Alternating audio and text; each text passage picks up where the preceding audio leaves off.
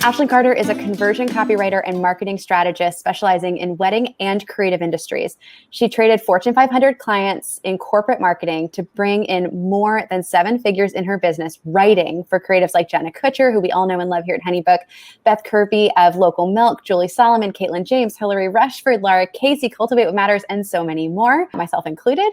Her launch funnels have generated results for clients upwards of $1 million in revenue in a single week. And she's been a contributing educator with Creative Live on a session we did here at HoneyBook, with ConvertKit, and many, many more. I am blown away by all that she's accomplished. Ashlyn lives in Atlanta and convinces her husband and baby boy to go with her to grab margaritas and tacos weekly.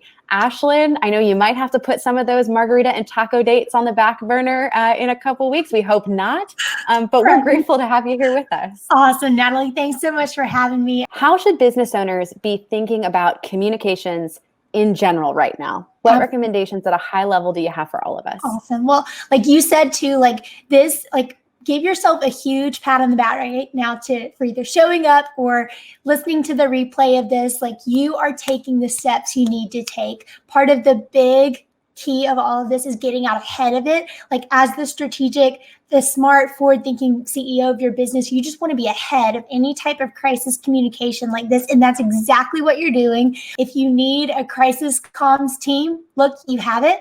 It's HoneyBook and Natalie. It's Paige. It's Dominique. It's me. You've got us. We're here for you. So you're already doing a lot of the work. Getting out in front of it is everything.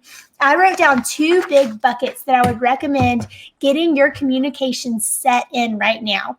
You need to work on your internal communications, internal comms in your business, and your external comms in your business. So actually communicating with your publics, your clients, your customers, all those people. So internally, I wrote down 3 things that you need to develop or make sure that you've got kind of solidified. The 3 things that I want you to kind of start sketching out. Number 1 are some work from home policies that you may have. And remember, just like Paige and Dominique were saying, a lot of this is about insurance right now, just prepping things and getting them ready. What are you going to do if the Atlanta public schools were closed yesterday? What if I had employees working from home that couldn't work every day? How am I going to communicate to them that I care for them, that I care about their families? But I also, we've got to run a business and we do have to service our clients and our customers. So what kind of things are of value? Go back and look at your core values. How can you communicate those and state them back? Another thing that I want you to do is figure out a mini game plan for what to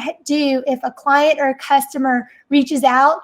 Where does that bump up on the ladder? So maybe you're not the one in your inbox every day addressing client communications. If a question about a cancellation comes up, a question about travel outside the country, does the employee in your business need to come to you, or are you going to help equip them on how to answer it? If you get a post on social media or a review come in, who's going to review that? Coming up with a mini plan like that is key. So we talked about internal comms. External comms, I want you to develop these 3 things. The first thing I want you to do is to display concern. How can you do this for your clients and your customers, whether it's developing little messaging points? So how can you start to communicate to your clients, your customers that you care? Another thing I want you to do is to cite credible resources. If you say things like, I've been doing my research on HoneyBook, which is the CRM tool that we use, giving your customers like data, anecdotal data of how you are doing the work. You are looking out for them. You are people focused first and foremost. And then the third thing I want you to do is develop a mini PR plan. This may be a blog that lives on your website. It may be a sprinkling of social media posts in your editorial calendar. It may be an email newsletter that goes out. Just again, reminding people that you're looking out for them, directing them to some of these resources, putting them at ease. Those are little things that you want to do to develop your external PR plan for this. How do I communicate with clients about these upcoming events, that there is an issue, but without making everyone panic? Like, how do you chart that course? Do you have any recommendations for us? Yes, so good. Paige set me up perfectly for this. And this is why I love a tool like HoneyBook. Raise your hand if you've ever had a client text you before and you've had to have that conversation where or DM you and you're like, I actually need all communication to get through HoneyBook.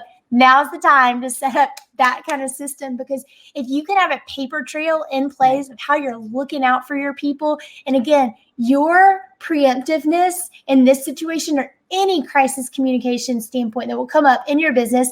And as business owners, it's not when, it's not if, it's when, right? Like these are going to come up in our businesses. So now is the time to get marching plans in place for when you do get those texts or DMs, and drive them gracefully towards your communication system, which is built in HoneyBook. I'm wiping down all my equipment. I'm wearing gloves here. I'll wear a face mask if that makes you feel more comfortable. Like, how can you put your people at ease? Communicate to those, use those bullet points, spell them out for them so you can put them at ease first. And again, you want to come into it not as fear mongering, but you just want to put them at ease. Is there anything else that people maybe should be thinking about that we haven't touched on yet? Yeah, that's a great question. So I would set aside maybe in the next week, can you have 1 hour that you set aside and you think, okay, what if all my Q2 events get canceled? But can you have a little spit list of, if this happens, this is kind of what I'll do? It can just be a sketch, but having some sort of arsenal in place of the worst case scenario happen, how you're going to prepare for it. Staying ahead of the story is the strategy here. Right. So if you can just set aside an hour, maybe once a week until this kind of simmers down, you look back at it, you make sure that your communications is firing, that people in your business that are operating at an associate level are coming up to you with questions, that things are functioning well, you're going to be okay. You're going to actually, I think, develop yourself some sort of insurance that's going to equip you should this ever happen again. Ashlyn Writes, WRITES, is my website, and I'm on Instagram at Ashlyn S. Carter. Please feel free to DM me anything I didn't answer for you, and I will point you to the resource or the tool that I can to help you out.